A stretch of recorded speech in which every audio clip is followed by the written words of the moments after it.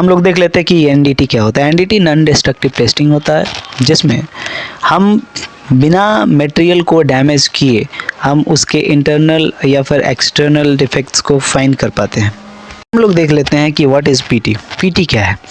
PT NDT का एक technique है जिसमें हम लोग open to the surface defect को डिटेक्ट कर पाते हैं। और पीटी का प्रिंसिपल होता है कैपिलरी एक्शन।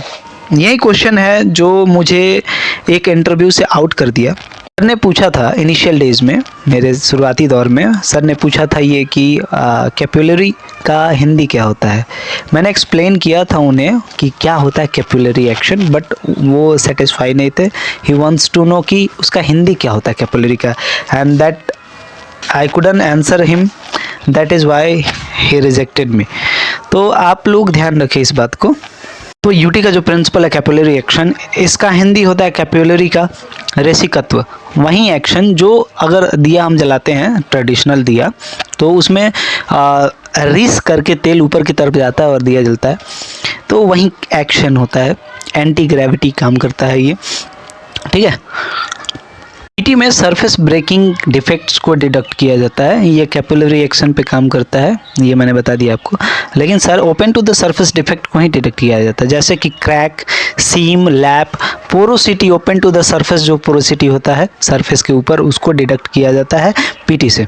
जिस तरह के भी डिफेक्ट को हम सरफेस डिफेक्ट को जिस तरह के भी सरफेस डिफेक्ट को हम लोग नेक्ड आई से नहीं देख सकते, उन सभी तरह के डिफेक्ट्स को, open to the surface defects को हम पीटी के द्वारा फाइंड करते हैं। पेनेट्रेंट टेस्टिंग के दो मेथड होते हैं basically, visible dye penetrant test and fluorescent penetrant test. हम लोग देख लेते हैं कि पीटी मटेरियल जो होता है वो क्या क्या है। पीटी का मटेरियल पहला है पेनेट्रेंट, ठीक है। दूसरा है क्लीनर, जिसे रिमूवर के नाम से भी जानते हैं, और तीसरा एंड द लास्ट डेवलपर। इन सब के साथ साथ हमें लींट फ्री कॉटन भी चाहिए होता है साफ करने के लिए एक्सेस पेनेट्रेंट को। देख लेते हैं कि पेनेट्रेंट का फंक्शन क्या होता है और क्लीनर का फंक्शन क्या होता है, डेवलपर का फंक्शन क्या होता है। पेनेट्रेंट अप्लाई किया जाता है कि जितने भी open to the surface crack, porosity etcetera, pitting जो हो, उसमें हमारा पेनेट्रेंट चला जाए, और कुछ समय बाद हम क्या करते हैं, उस पेनेट्रेंट को रिमूव कर देते हैं कि जो एक्स्ट्रा एक्सेस पेनेट्रेंट है वो हट जाए, ठीक है। तो ये पेनेट्रेंट अप्रॉक्स लाल होता है, क्योंकि विजिबल हो इसलिए लाल कलर का पेनेट्रेंट आता है। कहते हैं क्लीनर का क्या फंक्शन होता है। क्लीनर जो है एक्सेस पेनेट्रेंट को रिमूव करने के लिए काम में आता है। क्लीनर को हम direct open to the surface spray नहीं करते हैं। इसका रीज़न क्या है, और यही मिस्टेक है जो सब most of the NDT technician करते हैं, जो कि नहीं करना चाहिए। क्या होता है कि डायरेक्ट अगर हम ओपन टू द सरफेस हम स्प्रे करते हैं क्लीनर को, तो वो क्रैक के अंदर के भी पेनेट्रेंट को वो रिमूव कर देगा, और जो क्रैक है वो डेवलप नहीं हो पाएगा। दैट इज़ वाई आप लोगों को open to the surface spray नहीं करना है क्लीनर। तो कैसे करना है, आपको क्लीनर को क्लीन फ्री कॉटन में लेना है, और वन साइड से क्या करना है, उसको एक्सेस पेनेट्रेंट को रिमूव करना है। कुछ समय के बाद क्या करना है, आपको डेवलपर अप्लाई करना है। डेवलपर जैसे ही आप अप्लाई करेंगे, जो भी नेक्ड आई से नहीं दिखने वाला क्रैक, पोरोसिटी होगा, सीम होगा, सब कुछ डेवलप हो जाएगा और आप एग्जामिन कर पाएंगे उसे। क्लासिफिकेशन ऑफ पीटी सिस्टम अगर करते हैं हम लोग, तो वाटर वॉशेबल आता है, वाटर वॉशेबल पेनिट्रेंट टेस्टिंग आता है, लिपोफिलिक पेनिट्रेंट टेस्टिंग आता है, सॉल्वेंट रिमूवल पेनिट्रेंट टेस्टिंग आता है, एंड हाइड्रोफिलिक पेनिट्रेंट टेस्टिंग आता है। ये 4 तरह के पेनिट्रेंट टेस्टिंग दिखाए गए हैं आपके एएसएमई के। और इन सब को अप्लाई करने से और पीटी करने से पहले हम लोग क्या करते हैं, सरफेस प्रिपरेशन करते हैं। सरफेस क्लीनिंग क्यों इम्पोर्टेंट है, अगर हम सरफेस क्लीन नहीं करते तो उसमें डस्ट होगा, मड होगा, वो आपका आयरन फ्यूजन होगा, ठीक है। बहुत सारी चीज़ें होती हैं जो डेवलपिंग में इशू करती हैं, इसलिए हम पहले सरफेस को क्लीन करते हैं, उसके बाद सरफेस प्रिपेयर होने के बाद हम लोग पीटी करते हैं। क्या होता है अगर सरफेस पे ऑयल, पेंट या रस्ट या फिर और भी तरह के कचरा अगर हो तो क्या होता है पीटी कर पाते हैं हम लोग या नहीं कर पाते हैं? तो नहीं कर पाते हैं। इन सब के कारण डेवलपमेंट अच्छे से नहीं होता है और हम पता नहीं लगा पाते हैं कि एक्चुअली डिफेक्ट क्या है। ठीक है, इसके साथ साथ क्लीनिंग करने के बाद उसे ड्राई करना भी बहुत ही ज़्यादा इम्पॉर्टेंट होता है। अगर ड्राई नहीं करेंगे तो भी आपका पेनिट्रेंट अंदर नहीं जाएगा, क्रैक में नहीं जाएगा, तो आप डेवलप क्या कर पाएंगे? कुछ नहीं डेवलप हो पाएगा। तो वो ड्राइंग भी बहुत ज़्यादा इम्पॉर्टेंट पार्ट हो जाता है। अब मोस्ट इम्पॉर्टेंट चीज़ जो पीटी करने का तरीका है, स्टेप बाय स्टेप मैं बताने जा रहा हूँ, प्लीज़ आप अटेंशन दें। प्री क्लीनिंग, सबसे पहले क्या करेंगे? पीटी करने से पहले हम सरफेस को क्लीन करेंगे, प्री क्लीनिंग करेंगे। ठीक है, प्री इसीलिए लगाया कि पहले कर रहे हैं। ठीक है, एप्लीकेशन ऑफ पेनिट्रेंट को अप्लाई करेंगे। दूसरे में क्या करेंगे? पेनिट्रेंट को अप्लाई करेंगे, उसके बाद क्या करेंगे? डबल टाइम देंगे, उसे कुछ समय देंगे सूखने के लिए। देन एक्सेस पेनिट्रेंट जो होगा उसे रिमूव कर लेंगे। जो पेनिट्रेंट सूख गया, क्रैक, पोरोसिटी, सीम जो सोख लिया वो छोड़ देंगे। बाकी एक्सेस जो पेनिट्रेंट है उसे रिमूव कर देंगे। ठीक है, उसके बाद से डेवलपर अप्लाई करेंगे। डेवलपर अप्लाई करने के बाद क्या करते हैं? डेवलपमेंट टाइम देते हैं उसको, मतलब रुक के देखते हैं कि सूखने के बाद क्या बाहर आता है, कहाँ पे पेनिट्रेंट रह गया है, और जहाँ पे रहा है वहाँ पे वास्तव में क्रैक होगा या पोरोसिटी या फिर सीम होगा। तो उसे देखने के लिए ये क्या करते हैं हम लोग? डेवलपमेंट टाइम देते हैं। उसके बाद से इंस्पेक्ट करते हैं कि कितना है, इंडिकेशन है, राउंडेड है, लीनियर है, राउंडेड है तो कितना mm है, लीनियर है तो कितना mm है, एक्सेट्रा।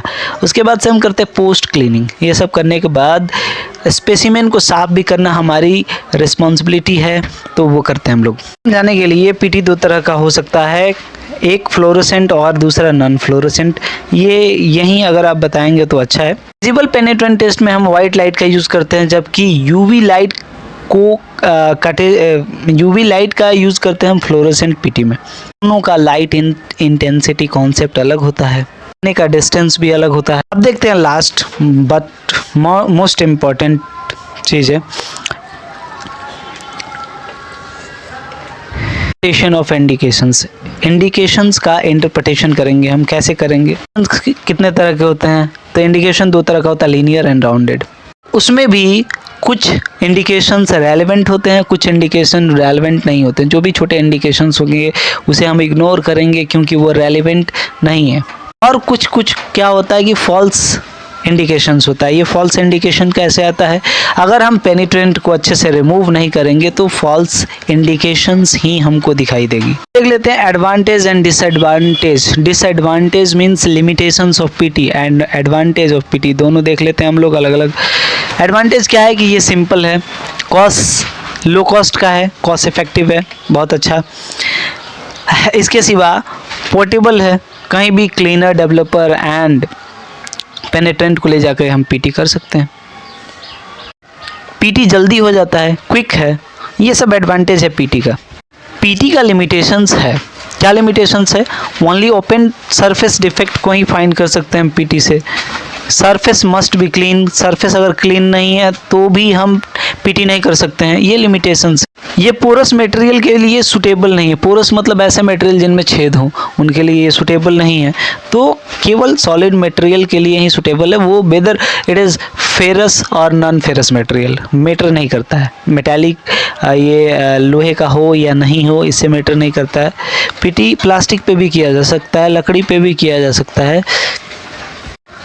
पीटी में सेफ्टी बहुत ज़्यादा ज़रूरी है, लेकिन लोगों को पता नहीं चलता कि पीटी में क्या सेफ्टी। पीटी जाओ, डेवलपर, पेनिट्रेंट एंड क्लीनर लेके जाओ, पीटी करो, चले आओ, सेफ्टी क्या है? लेकिन इसमें सेफ्टी बहुत ज़्यादा ज़रूरी है। केमिकल होता है, ये तीनों चीज़ें केमिकल्स हैं। केमिकल को हैंडल कैसे करना है ये आपको जानना पड़ेगा। ठीक है, वेंटिलेशंस, जहाँ पे पीटी कर रहे हैं वहाँ पे अगर क्लोज है चारों तरफ से तो आप को हेल्थ इशू हो सकता है। ठीक है, तो वेंटिलेशन वहाँ पे ज़रूरी है। आँख का प्रोटेक्शन ज़रूरी है। नाक का प्रोटेक्शन, स्किन का प्रोटेक्शन बहुत ज़्यादा ही ज़रूरी हो जाता है। सॉल्वेंट क्लीनर होता है, ये फ्लेमेबल होता है, इससे आग लग सकती है, तो जहाँ पे स्पार्क हो, जहाँ पे आग हो, वहाँ पे इसका यूज़ करना प्रोहिबिटेड है। क्यों? क्योंकि ये इससे आग और ज़्यादा फैलेगी। ये पता होना चाहिए, बेसिक चीज़ें जो पीटी करते हैं टेक्नीशियन। कुछ मिस्टेक्स हैं जो कॉमन मिस्टेक्स हैं, बहुत सारे लोग करते हैं, वो अवॉइड करना है। वो पहला मिस्टेक है कि इम्प्रॉपर क्लीनिंग, बिना सरफेस को क्लीन किए हुए पीटी पेनिट्रेंट टेस्ट करने लगते हैं लोग, ये पहला मिस्टेक। दूसरा mistake, excess penetrant not removed properly. जो एक्सेस पेनिट्रेंट होता है उसको पूरी तरह से एक्सेस पेनिट्रेंट को रिमूव नहीं करते हैं, दूसरा मिस्टेक ये है। तीसरा मिस्टेक जो टेक्नीशियन करते हैं वो ये है कि वो बहुत ज़्यादा ही डेवलपर अप्लाई कर देते हैं, बहुत ज़्यादा डेवलपर अप्लाई नहीं करना होता है, ठीक है।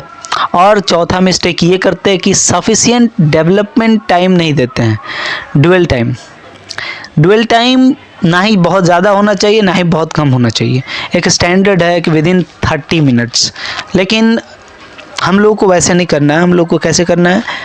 एज़ पर रिटन प्रैक्टिस करना है। अगर रिटन प्रैक्टिस में लिखा है 10 मिनट्स, तो we will have to give dwell time for 10 minutes only. तो हम कर लिए, लेकिन पीटी करने के बाद रिपोर्ट बनाना उतना ही ज़रूरी होता है, क्योंकि जो आगे जाता है, जो रिप्रेजेंट करता है आपके काम को, वो ये है रिपोर्ट। जॉब डिटेल्स भी होना चाहिए कि किसका आप पीटी करके आए, उस जॉब या स्पेसिमेन का नंबर क्या है, उस जॉब या स्पेसिमेन में जॉइंट का नंबर क्या है, ये सब आपको होना चाहिए। ये सब जानने के लिए आपको उस जॉब का ड्राइंग देखना होता है, ये बहुत ज़्यादा इम्पोर्टेंट हो जाता है। पीटी में कौन सा मेथड किए ये भी रिपोर्ट में लिखना होता है, जॉब का नंबर, जॉब का जॉइंट नंबर, पीटी में कौन सा मेथड यूज़ किए, ठीक है, कहाँ पे टेस्ट किए हैं, ठीक है, स्टेज क्या था। बाद से इंडिकेशंस को लिखना है कि लीनियर इंडिकेशन है कि राउंडेड इंडिकेशन है, अगर आया तो, ठीक है। नहीं आता है तो उस केस में आप लिख सकते हैं NSD, ठीक है। आपका नाम, जो क्योंकि आप इंस्पेक्टर हैं, इंस्पेक्ट कर रहे हैं, तो आपका नाम एंड वहाँ पे रिपोर्ट में डेट भी डालना मैंडेटरी होता है। Last but most important concept है एक्सेप्टेंस क्राइटेरिया।